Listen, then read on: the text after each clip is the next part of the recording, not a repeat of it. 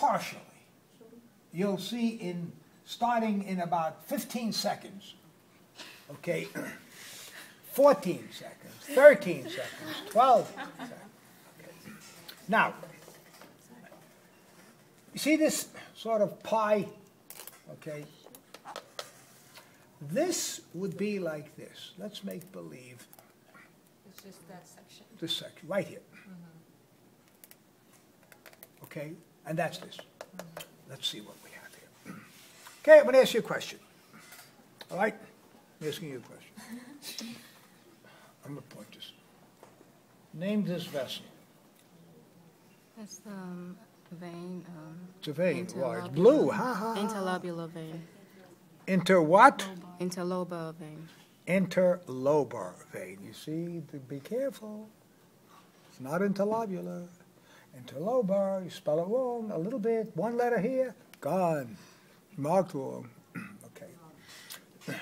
And what is this? That's the collecting duct. No, No, that's interlobar artery. Interlobular artery or cortical artery. Correct. Okay. This would be an interlobular vein. Okay? Good.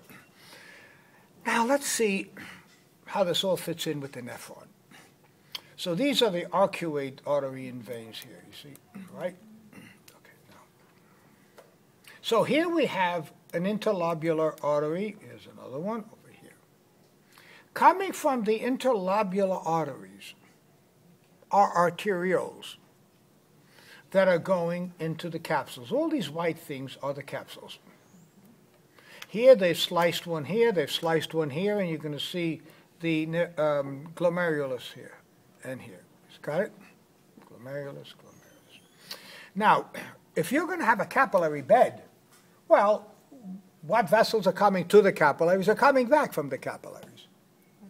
So it turns out you have an afferent arteriole. Afferent means what? Goes to. Yes. Afferent arteriole is going to the capsule. See?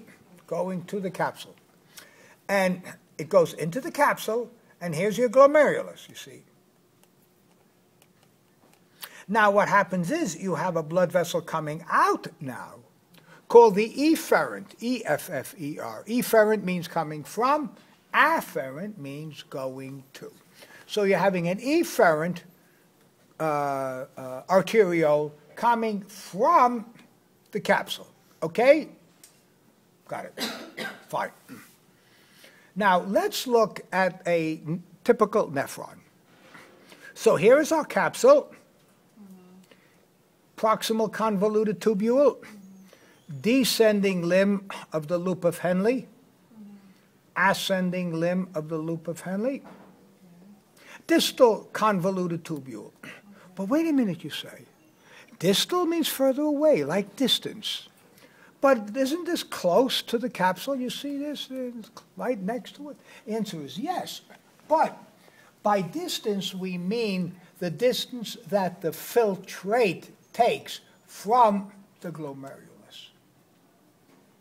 So here the filtrate is closer. Here the filtrate is further away. Okay. And now it goes into the collecting duct. See? And notice, you see, all of these are where distal convoluted tubules are going into the collecting ducts. They're just showing you two here. So here's another one. Proximal convoluted tubule, descending limb, ascending limb, distal convoluted tubule, collecting duct. Now, I want you to see something else. Okay. Notice something. There was a question that was asked about the nephrons being in the medulla. I said, maybe a little bit. And here's where it is. You have two kinds of nephrons in some respects, based upon their location. In this case, most of the nephron is in the cortex, and a little bit of the loop is in the medulla, or the pyramid. Got it? See it? In this case, again, most of is in the cortex, but look how deep this goes into the medulla or pyramid. Got it? Got it. So, this kind of nephron is called a cortical nephron, C-O-R-T-I-C-A-L, cortical nephron, meaning it's mostly in the cortex. This nephron here is called a juxtamedullary nephron. I'll repeat that. Juxtaglomerular. No, I didn't say that. Okay. You're reading something when you got the juxta, and all of a sudden everything follows the juxta. No. Juxta means sort of next to, like juxtaposition. Juxtamedullary means it is near the medulla. So this is a nephron that's closer to the medulla. You got it? Good. So this is this. Are we good? Good. Move along. Now, get this. Here is a capsule, right? I don't think we have any problem recognizing this as the capsule, right? Oh, by the way, what is this? Don't all answer at once. The proximal A piece, the beginning of the proximal convoluted tubule. So you got to figure these things out. Remember I told you how many times you're supposed to know where something is supposed to be. Just don't go from the model itself. I could put something upside down, backwards, I could do anything I want. But you're supposed to know what is supposed to be and where it is. Okay. Okay. Now, this is the glomerulus in the capsule. Okay? We're going to come back to this momentarily. See this vessel? See this vessel? These are arterioles. Which one is afferent? Which one is efferent?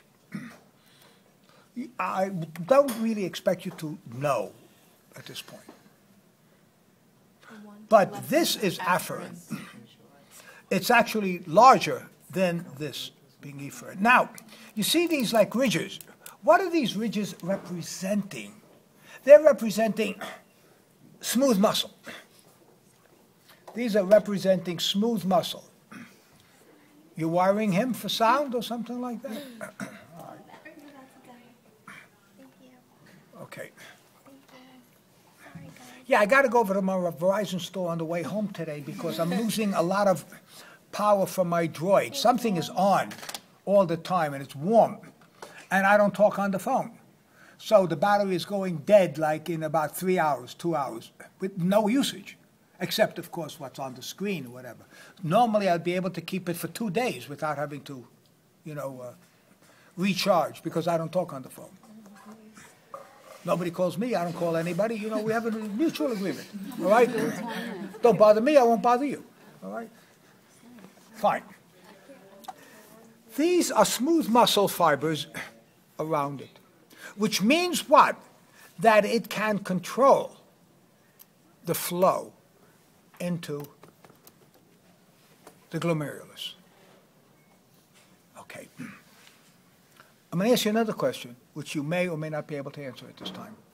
What is this? See, I told you to figure out everything. Remember I told you to look at it, read it? So did you know what that is? Insert. Did you figure it out? That's the No. cortical. Is that a different tube? Is that from a different nephron? What's this? Cortical order. Ha-ha. Stumped. And that's why, so you did everything and you knew everything. What happens if I don't go over it? And I show it to you on a practical exam. What happens to you? Duh. Right? You can't put as an answer, whatever.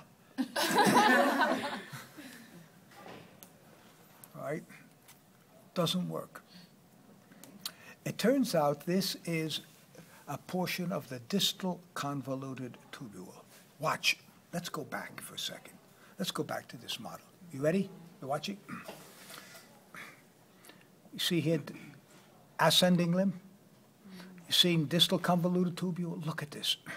See this region of the distal convoluted tubule, how it's sort of abutting the capsule? See that?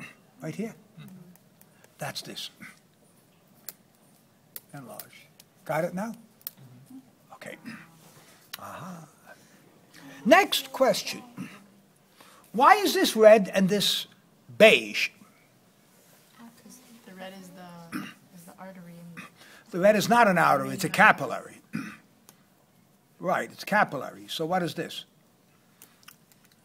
I gave you the answer earlier, a little bit earlier. These are special cells that are covering the capillaries. What are they called? Podocytes. Podocytes.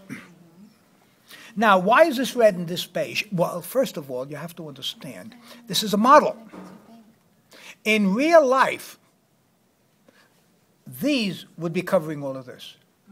But in the model, what they try to show you is that this is the actual capillary wall itself, the simple squamous epithelia of the capillary wall. And here is the same thing as this, but here they're covered with the podocytes. And you see these little things that look like this? Remember I did this?